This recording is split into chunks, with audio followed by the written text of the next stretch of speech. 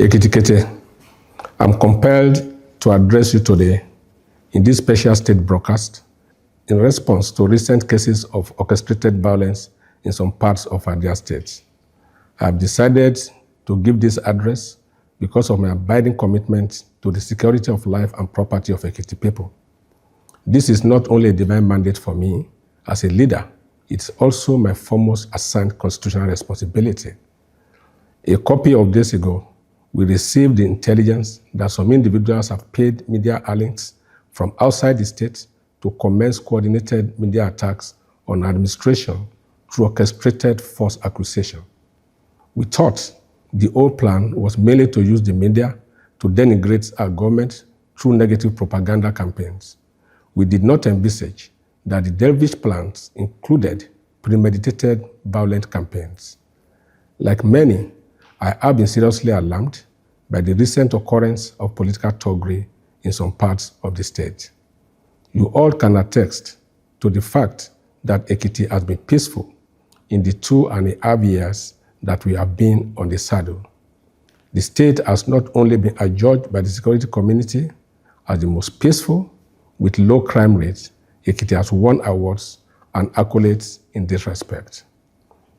While it is generally expected that political temperature often heightens during electionary season, it is almost given that with the two previous gubernatorial elections in the state, which were judged very peaceful, Ekiti had embraced a new political culture where political actors contest with ideas and not with guns and cutlasses. The recent incident is therefore a condemnable drawback that must not be allowed to fester. Indeed, the harshest critics of this administration have acknowledged that we have run an inclusive government, not only by crossing the line of partisan division to appointing opposition people into government, but by also deliberately reaching out to key opposition leaders, including those who contested against us, to be stakeholders in our administration. We deliberately told this part because of our abiding belief in peace and its imperatives for sustainable socio-economic development. There is no doubt that the Ekiti political environment has been indulgent, liberal, open, and peaceful since we took over. That is why one is seriously concerned about the pockets of intolerable violence that took place in the last 1 week. It was even scary that this attack came after our initial appeal to stakeholders to maintain the peace and ensure a rancor-free electioneering.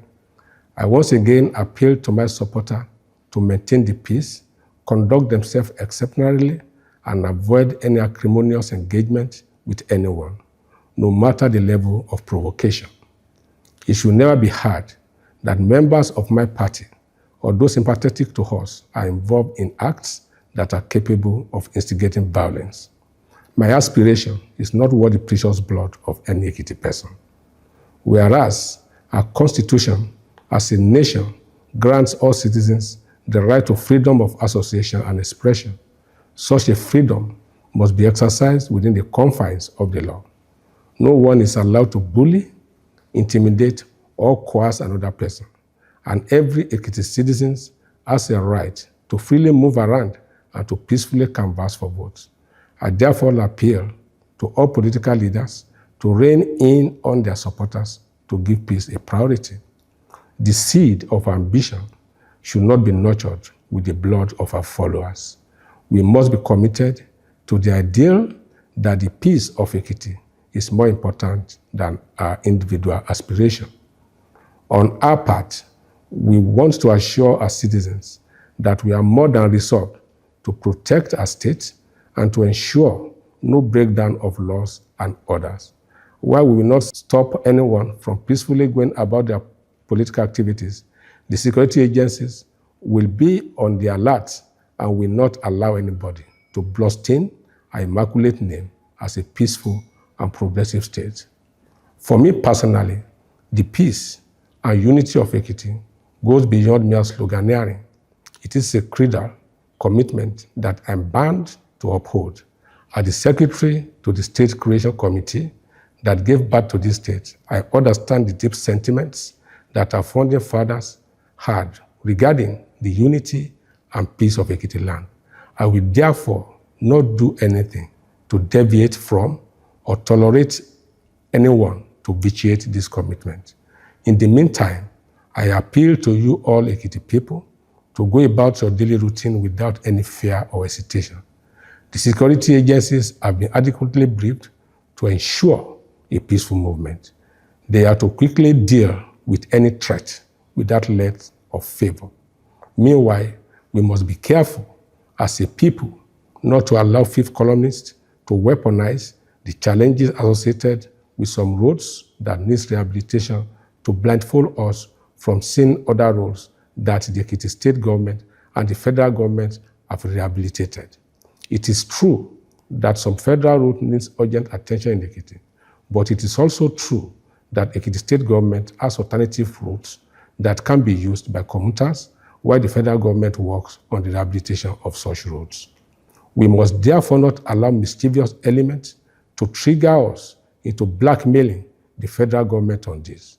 Ekiti is not the only state where federal roads needs attention, and I'm aware that the federal government is working hard to ensure the rehabilitations of these roads commence very shortly. Finally, I want to assure our dearly beloved people of Ekiti State that we remain committed to our social contract with you, which has manifested in massive road rehabilitations and constructions, school infrastructure improvement, total overhaul of our healthcare facility, massive investment in agri and food security, amongst other areas that our government has made significant impact. We will continue to serve you and work for your overall well-being. We should therefore not allow anyone to truncate the wind of peace and development that is blowing in the land of honor. Thank you for your attention, and God bless.